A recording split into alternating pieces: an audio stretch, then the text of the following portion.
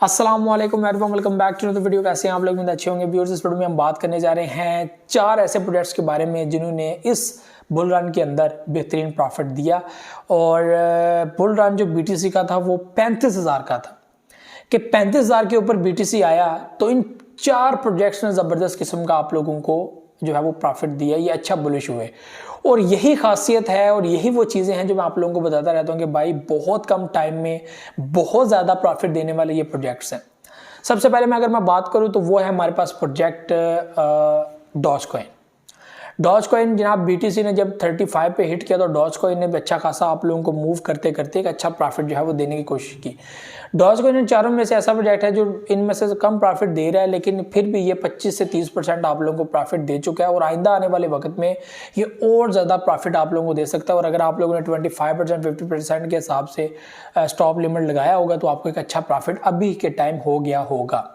तो doge coin हमारे पास इनमें प्रोजेक्ट्स में से एक प्रोजेक्ट है। दूसरे नंबर पर हम लोग बात करेंगे फ्लोकिनो के बारे में। फ्लोकिनो हमारे पास एक ऐसा प्रोजेक्ट है जिसने 100% प्लस यानी कि 110% या 115% इसने जो है वो प्रॉफिट दे दिया है अभी जितने दिनों में ये बुलिश हुआ है। और 35,000 तक बीटीसी के टच होने के तक जो है वो फ्लोकिनो ने 115% जो है वो अपनी पब्लिक को प्रॉफिट दिया है। और इसका जो है वो टोकन फाई एक प्रोजेक्ट आया था, उस टाइम में भी वीडियो बनाई थी, उसमें भी जो है वो पब्लिक ने एक अच्छा प्रॉफिट गेन किया। तो यहाँ पर जो है वो टोकन फाई जो इनका अपना सिस्टर प्रोजेक्ट है फ्लोकिनो का, उसने भी प्रॉफिट दिया है और फ्लोकिनो यहाँ पे 115% जो है वो प्रॉफिट दे चुका है। इसके बाद बात करेंगे शिबा इनू कोइन की। ठीक है, वैसे शिबा इनू को 1 नंबर पर होना चाहिए, लेकिन जाहिर सी बात है कुछ ऐसी चीज़ें चल रही हैं मार्केट में जिससे शिबा इनू कोइन वैसा बुलिश नहीं कर रहा। तो शिबा इनू कोइन यहाँ पे बुलिश हुआ है जनाब। शिबा इनू की जो परफॉर्मेंस है वो रही है 92% आई थिंक, या 100 तक पिछले दिन में पहुंच गया था जब ये 800 प्लस चला गया था। ठीक है, तो 100 प्लस इसकी जो है वो परफॉर्मेंस हम लोग को देखने को मिली है।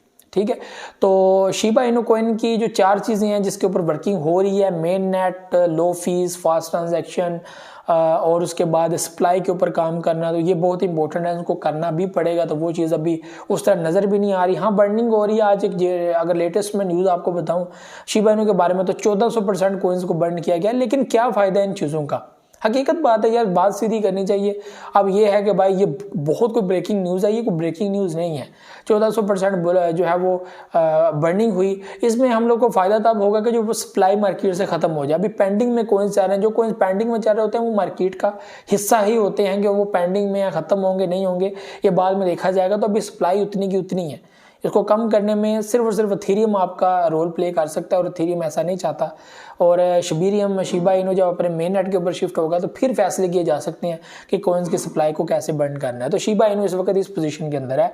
तो शिबा इनू ने जनाब पिछले दिनों में जैसे ही 35,000 तक बीटीसी गया तो यहाँ पे 100% प्लस जो है वो शिबा इनू ने प्रॉफिट दिया।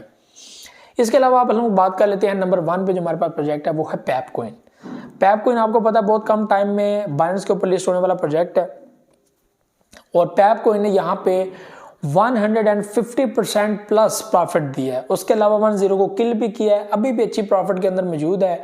और यहाँ पे बार बार वीडियोस के अंदर कहा जा रहा था कि 50% 25% अपना प्रॉफिट बुक कर लें, ये आपको प्रॉफिट देगा। और वो टाइम में मुझे याद है जब पैप कॉइन के अंदर लोग पैनिक परेशान कि यार ये तो नीचे गिर गया, ये अभी कभी पंप नहीं होगा, ऐसे नहीं होगा, वैसे नहीं होगा। तो मैं उस वक्त भी वीडियो बनाए कहा था कि अगर आप लोग DCA करके बैठे हुए हो या बीच में इन्वेस्टमेंट करके बैठे हो तो आपका काम है सिर्फ और सिर्फ वेट करना।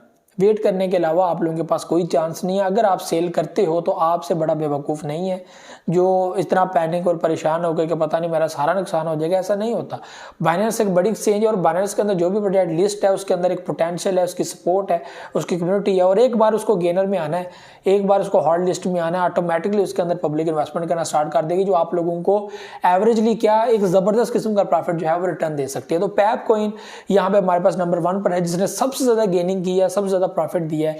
तो पैप कॉइन यहाँ पे हमारे पास 150% प्लस प्रॉफिट दे गया जैसे ही जो है वो 35,000 तक बीटीसी आया। तो ये 4 प्रोजेक्ट्स ऐसे हैं जो फॉर लॉन्ग टर्म भी बड़े अच्छे हैं, फॉर शॉर्ट टर्म भी बड़े अच्छे हैं। आपने देखा कि बीटीसी ज़रा सा बुलिश हुआ है और इसने जो है वो पब्लिक को 30% 40% जो है वो बुलिश देना स्टार्ट कर दिया, लोगों को प्रॉफिट देना स्टार्ट कर दिया।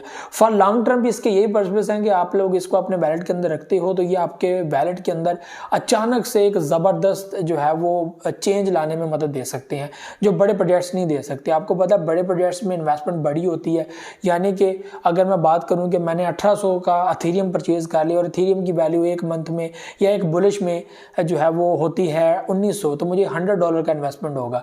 अगर यही आप लोग सोचे कि आपकी इन्वेस्टमेंट $1800 अगर इन 4 प्रोजेक्ट्स के अंदर हो तो आप अंदाज़ा नहीं लगा सकते कि आपका ये 1800 कहाँ आप लोगों को 3000 और 3500 तक लेके जा सकता है। जस्ट ये अगर बुलिश आपको देखा जो 100% आपको देखने को मिला है। तो इस सोच को अपने माइंड में बनाएं कि ये कितना प्रॉफिटेबल है, ये चीज़ कितनी प्रॉफिटेबल है। ये आपको मैं मिसाल दे रहा हूँ, ऐसा ना हो आप लोग $1800 जो है इन्वेस्टमेंट कहते हैं। अभी बहुत सारी पब्लिक ने ऐसी इन्वेस्टमेंट की हुई है जो कि अच्छा प्रॉफिट लेकर निकलते हैं।